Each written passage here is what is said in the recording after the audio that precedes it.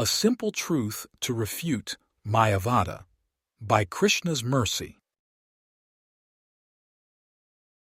Idam jnanamupashritya mam sadharmyamagata sargepi nopajayante pralayena vyathanti cha. Quote, by becoming fixed in this knowledge, one can attain to the transcendental nature, which is like my own nature. Thus established, one is not born at the time of creation nor disturbed at the time of dissolution. Lord Krishna, Bhagavad-gita 14:2. There are many references within Shastra to the oneness of the entire creation, like a single energy distributed throughout. Similar to the pure lines running through a community. We know that the origin is one. The energy is also one. It simply manifests in different places, through the light switch turning on, through powering various appliances. In other words, these are merely indicators to the presence of a single force, namely, the utility company. The universe is like the largest reservoir of energy. Shastra practically mocks those who seize any kind of division. The relationship is actually Advaita, but we are so mired with Vishesha, distinctions, that we cannot see the common thread. We do not see the spirit of the individual. Rather, we only see the body of the individual. That is how we identify others. This is a false kind of identification. We are mistaken. We commit mistakes. This is one of the defects of the individual. The Mayavada philosophy says that there is no such thing as individuality. To think of oneself as separate from the complete whole, the Brahman energy, is to be in illusion. Enlightenment is therefore liberation. Enlightenment is seeing the oneness. Enlightenment is merging into that single energy. Indeed, there are many scriptural statements that seem to support such a conclusion. There are historical incidents as well. Prahlad Maharaj noticed the hand of the divine within the weapons of the attackers. As there was potency in those weapons, so the same potency was in Prahlad.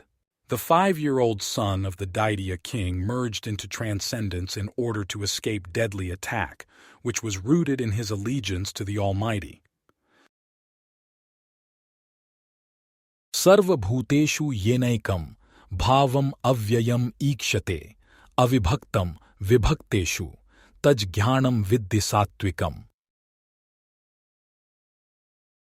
Quote, that knowledge by which one undivided spiritual nature is seen in all existences, undivided in the divided, is knowledge in the mode of goodness.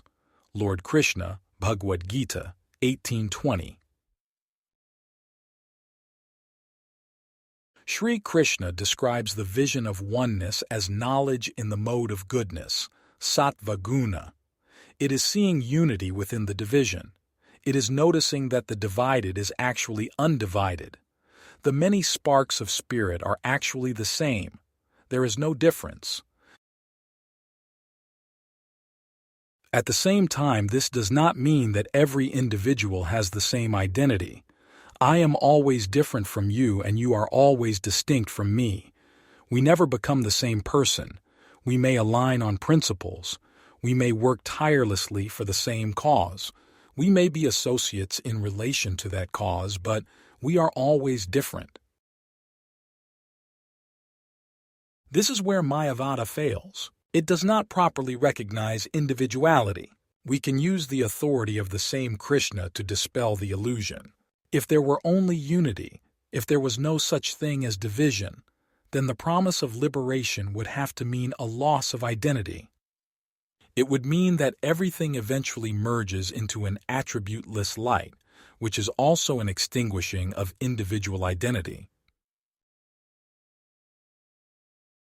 The problem is that Sri Krishna says the exact opposite. By following transcendental knowledge, wisdom known as Gyan, the end result is attaining a nature similar to the Almighty. I can become like Krishna, who is above duality. He is free from false ego. He is not subject to birth and death. He is not in illusion. I can become like Krishna, but I do not become Krishna. If the Mayavada philosophy were valid, Krishna would promise that Arjuna would become Krishna. They would become a singular force. That would be the ultimate goal of liberation. Quote, Lord Chaitanya instructed the mass of people in the Sankhya philosophy of Achintya Bheda Bheda Tattva, which maintains that the Supreme Lord is simultaneously one with and different from his creation. Lord Chaitanya taught this philosophy through the chanting of the holy name of the Lord. Srila Prabhupada, Chaitanya Charitamrita, Preface. The conclusion of Bhagavad-gita is that Arjuna acts a certain way and Krishna acts in his own way. The two are together, moving on parallel lines. There is individuality but also oneness. Therefore, Chaitanya Mahaprabhu describes the relationship between the individual and divinity as Achintya Bheda Bheda Tattva, simultaneous oneness and division in a manner impossible to conceive.